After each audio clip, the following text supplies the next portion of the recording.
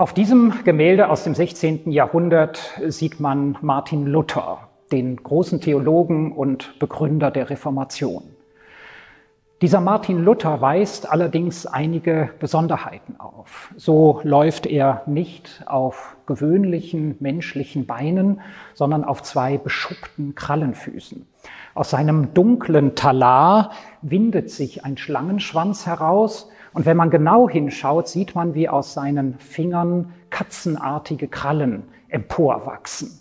Damit ist klar, dieser Martin Luther ist nur eine Maske des Teufels. Oder anders gewendet, dieser Martin Luther steht im Bündnis mit dem Teufel. Ihm zur Seite steht eine andere Figur, Jesus Christus. Er wird von Luther bzw. vom Teufel aufgefordert, aus einem Stein Brot zu machen. Diese Szene geht zurück auf eine biblische Episode, die im Matthäusevangelium erzählt wird.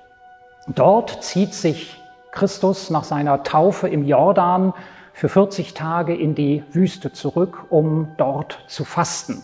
Und während dieser Fastenzeit wird er dreimal vom Teufel in Versuchung geführt. Christus widersteht, sodass der Teufel von ihm ablassen muss. Wenn man nun dieses Bildgeschehen mit der biblischen Episode zusammenfügt, dann wird die Botschaft des Bildes ganz offenkundig. Das Gemälde ist 1547 entstanden. Es stammt aus der Werkstatt des Kölner Malers Bartholomäus Breun. Und obwohl es fast 500 Jahre alt ist, ist es doch zugleich hochaktuell.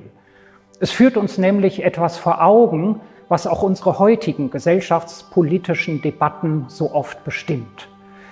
Nämlich, wer seine Gegner möglichst effizient attackieren und diffamieren will, der verteufelt sie und beschreibt sie als Agent einer bösen Macht.